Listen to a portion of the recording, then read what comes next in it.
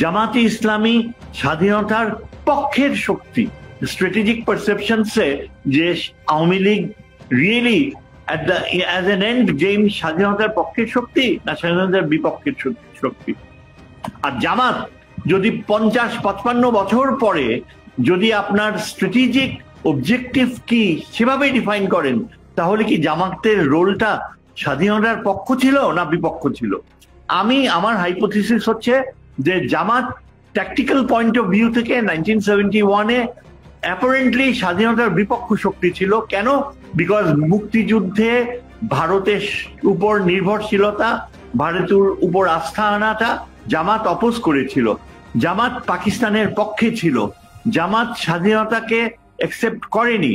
কিন্তু আমরা যদি এখন জামাতের ইন্টারপ্রিটেশন গুলা দেখি, তাহলে জামাত কিন্তু বারবার বলে যে জামাত ভারতের বিরুদ্ধাচরণ করেছিল। তখন স্বাধীনতার বিপক্ষ শক্তি ছিল কিনা সেটা কিন্তু তখনকার সাবজেক্টিভ ভিউতে অ্যাপারেন্টলি কনক্লুড করাটা ভুল হবে। এখন যদি আমরা দেখি যে স্ট্র্যাটেজিক পয়েন্ট অফ ভিউ থেকে in terms of long term confidence building, Jamaat প্রমাণ করেছে যে ভারতের উপর স্বাধীনতার বিষয়ে সহযোগিতা বা মিত্র দেশ হিসাবে দেখাটা দ্যাট ওয়াজ টোটালি রং। এবং জামাত যে চয়েসটা নিয়েছে তার আলটিমেট পরিণতিতে আমরা দেখতে পাচ্ছি যে স্বাধীনতার ঠিক পর মুহূর্ত থেকেই ভারতের আচরণ কিন্তু ছিল বাংলাদেশের স্বাধীনতা হরণকারীর আচরণ। কেননা পাকিস্তান আর্মির সারেন্ডার করা billions of dollars of weapons Bharat লুট করে নিয়ে গিয়েছে। এবং তারপরে আপনার ভারত 25 বছরের চুক্তি আরোপ করে আমাদের স্বাধীনতাকে নিষ্প্রভ করার প্রচেষ্টায় লিপ্ত ছিল। জামাতকে কিন্তু ব্যান করে দেয়া ছিল, কিন্তু স্বাধীনতার ঘোষক তিনি কনভিন্সড হয়েছিলেন যে জামাতকে রাজনীতিতে অংশগ্রহণ করতে দেয়া যায়।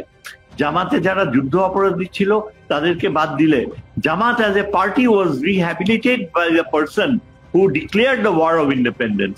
তারপর দীর্ঘ সময় থেকে নিয়ে আমরা দেখতে পাই যে জামাতের কোনো আচরণ ছিল না যাতে আপনি বলতে পারেন যে জামাত বাংলাদেশের সার্বভৌমত্বের বিপক্ষে ছিল। আজকে আমরা যদি বাংলাদেশে দাঁড়িয়ে বলি, এটা ক্লিয়ারলি বলা যায় যে আওয়ামী লীগ স্বাধীনতার বিপক্ষ শক্তি। আওয়ামী লীগ তার যে মতাদর্শ, যেটা অনেকে মনে করে আমাদের দেশে এই যে নিউজ মিডিয়াতে রয়েছে যে আপনি আওয়ামী লীগের যারা এই 24-এর জেনোসাইডে অংশগ্রহণ করেছে তাদের বিচার করতে পারেন, কিন্তু দলকে শাস্তি দিতে পারেন না।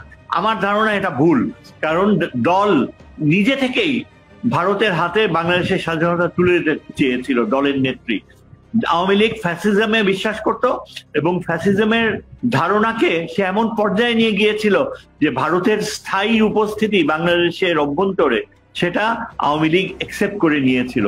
সুতরাং আপনি এটা এখনকার বাস্তবতার প্রেক্ষাপটে it is very important that we project যে আওয়ামী লীগ স্বাধীনতার বিপক্ষ শক্তি, জামাতে ইসলামী স্বাধীনতার পক্ষের শক্তি। কেননা আপনি 50-55 বছর আগেকার বাস্তবতা নিরিখে ওই সময়ের সাবজেক্টিভ রিয়ালিটিকে কেন আপনি পারপিচুয়েট করবেন? এটা তো কোনো দেশে করে না, এটা কোনো দেশে কখনো সম্ভব না। Nazi party was deemed as fascist and Nazi party was banned. এবং পরবর্তীতে Germany emerged as an ally of the allied powers এবং এখনো কন্টিনিউ করতে পারছে।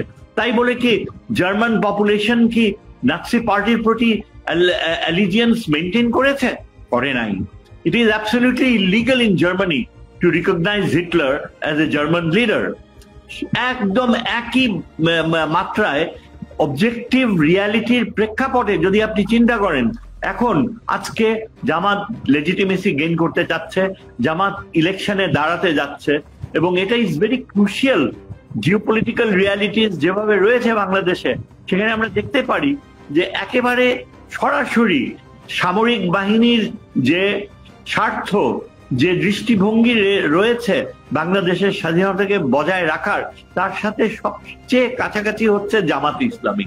কেননা ভারতকে সুস্পষ্টভাবে শত্রু রাষ্ট্র হিসাবে আর কোনো দল চিহ্নিত করছে না জামাতে ইসলামী ছাড়া।